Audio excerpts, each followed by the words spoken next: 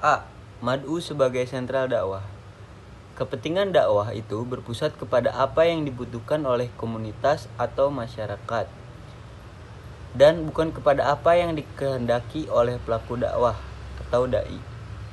Tegasnya, dakwah mesti berorientasi kepada kepentingan mad'u dan tidak kepada kepentingan dai.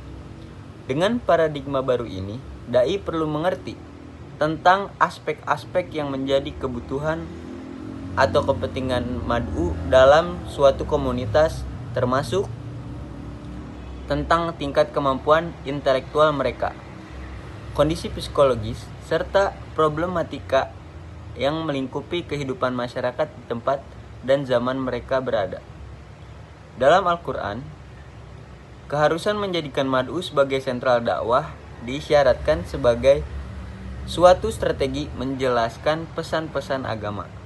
Al-Quran menggunakan redaksi al-lisan sebagai suatu simbol yang mengacu kepada aspek kemanusiaan atau humanitas. Mad'u. Perhatikan firman Allah Subhanahu wa taala ini. Dan kami tidak mengutus seorang rasul pun kecuali dengan lisan kaumnya agar ia menjelaskan agama kepada mereka. Quran Surat Ibrahim ayat 14.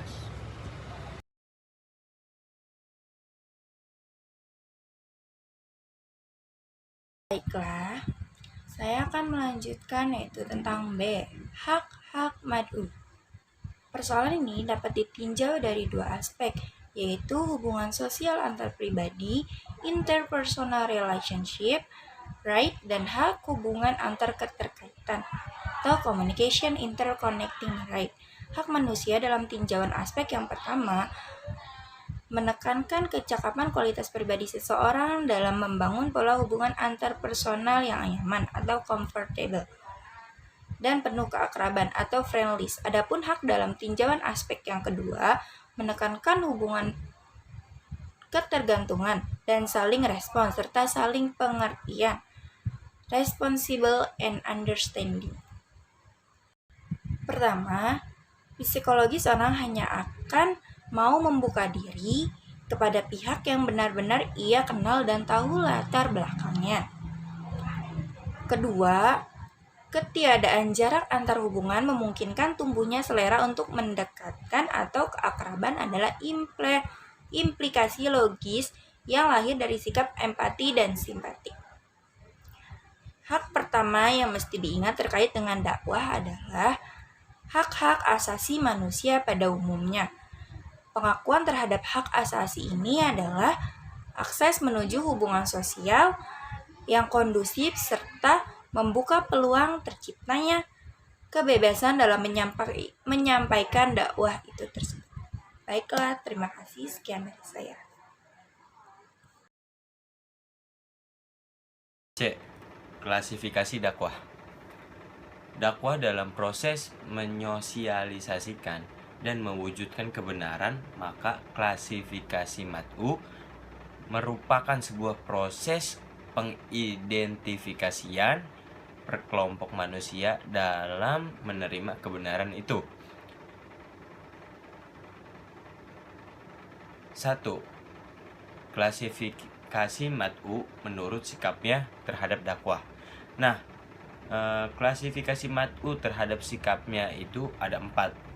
Yang pertama itu ada al-mala, artinya pembuka masyarakat, yaitu kelompok manusia yang memegang wewenang atas keadilan masyarakat banyak. Contohnya banyak sekali, misalkan di saat di lingkungan rumah ada rukun tetangga yang berwenang untuk menenangkan masyarakat apabila ada kericuhan di lingkungan tersebut. Nah, yang kedua itu ada jumhur al-nas, yaitu mayoritas manusia.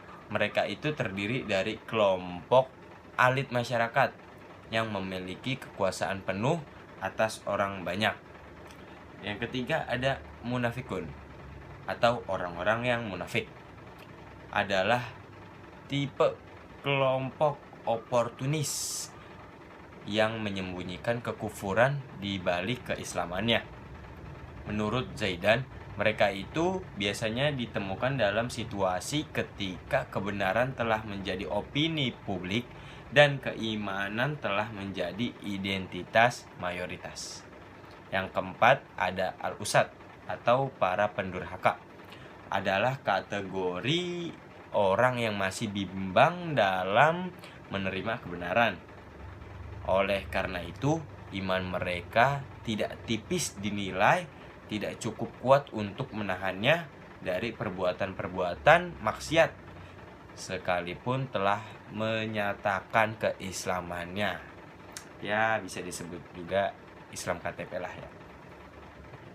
Nah, yang kedua, ada klasifikasi mad'u berdasarkan antusiasnya kepada dakwah.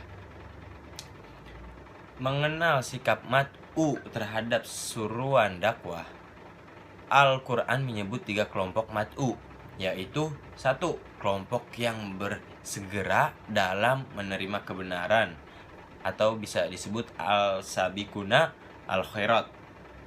Kelompok pertengahan yang kedua yaitu al-muqtasid, dan yang ketiga ada kelompok yang menzolimi diri sendiri atau zolim li nafsih.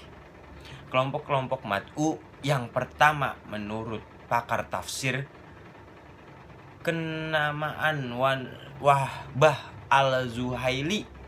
Nah, ini yaitu golongan mad'u yang cenderung antusias pada kebaikan dan tanggap terhadap seru-seruan dakwah, baik yang sunnah apalagi yang wajib. Jadi tipe mad'u ini ketika ada seruan untuk berdakwah, dia langsung antusias untuk menjalankan dakwah itu. Nah, kelompok mad'u yang kedua yaitu lanjut Zuhaili, adalah golongan pertengahan. Mereka merupakan orang yang mengerjakan kewajiban agama dan meninggalkan yang diharamkan. Namun pada waktu yang bersamaan, mereka kerap kali melakukan hal-hal yang dimakruhkan dan kurang terhadap kebaikan yang dianjurkan atau sunnah. Nah, kelompok yang terakhir ini adalah kelompok yang senang melampaui batasan agama, cenderung mengabaikan atau bisa disebut al-mufrid kewajiban beragama dan kerap melakukan larangan-larangan agama. Menurut Al-Bikai, kelompok inilah yang justru paling banyak ditemukan dalam masyarakat. Lanjut.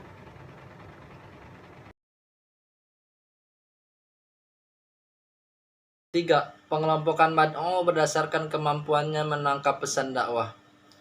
Melalui cara pandang ini, filsuf kenamaan Ibnu Rushd mengategorikan manusia dalam 3 kelompok: ahlul buhran, ahlul jidal, dan ahlul kitab. Dalam penjelasannya terhadap kelompok pertama, Ibnu Rushd menyebutkan sebagai representasi dari pemuka agama yang umum dikenal dengan sebutan ulama atau kaum burhani, yaitu mereka yang dalam menangkap pesan-pesan dakwah didekati dengan mengajukan bukti-bukti demonstratif yang tak terbantahkan.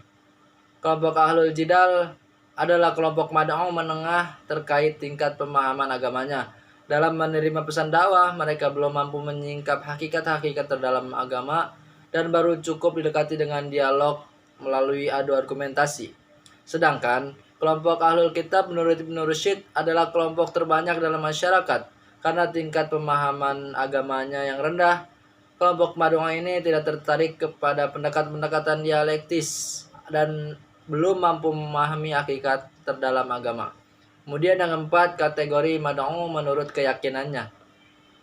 Dalam Al-Quran, non-muslim dalam artian mereka yang tidak mengimani Muhammad sebagai Rasul juga digolongkan dalam banyak kelompok, misalnya ahlul kitab, musyrikun, dan kafirun. Menurut Abdul Muqsid Ghazali dalam kajiannya tentang Al-Quran, kelompok musyrikun sejauh penggunaan istilah Al-Quran disebut untuk mewakili kaum pagan Quraisy yang tidak mengimani Muhammad sebagai Rasul dan tidak memiliki pegangan kitab suci pun. Adapun kelompok kafirun disebut untuk menunjuk kepada mereka yang gemar menutup-nutupi kebenaran dan memutarbalikkan fakta, baik dari golongan musyrikun maupun ahlul kitab. Dalam bahasa ini, bahwa ahlul kitab sebagai semua kelompok agama-agama di dunia yang memiliki pedoman kitab suci dan tidak terbatas pada penganut Nasrani dan Yahudi adalah yang dapat dipertanggungjawabkan.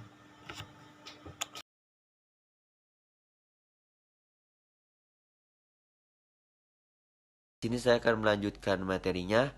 D. Mar'u dan pilihan metode.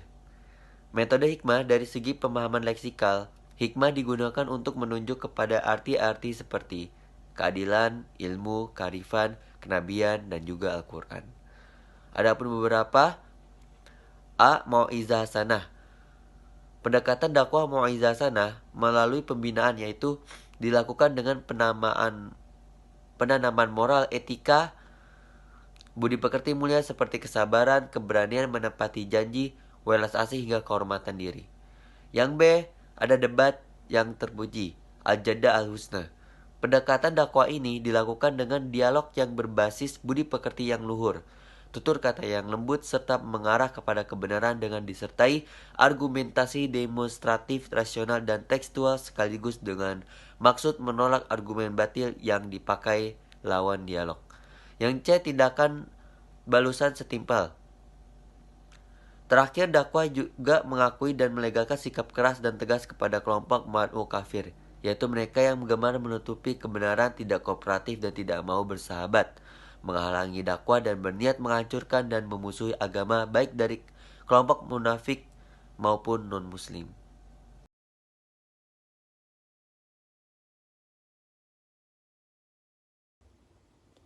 Baik, saya akan menjawab pertanyaan Rifki Jaziri. Dalam klasifikasi mad'u ada beberapa macam. Apa perbedaan antara al-usat dengan al-munafikun? Munafikun dalam pengertian terminologinya, anifak berarti menampakkan sesuatu yang berbeda secara esensial dengan hakikat sebenarnya. Bagi al-Asafani, kemunafikan adalah suatu sikap keagamaan yang timpang alias tidak utuh, yaitu menerima agama dari satu sisi tapi menolaknya dari sisi yang lain. Kelompok pelaku maksiat atau al-usud.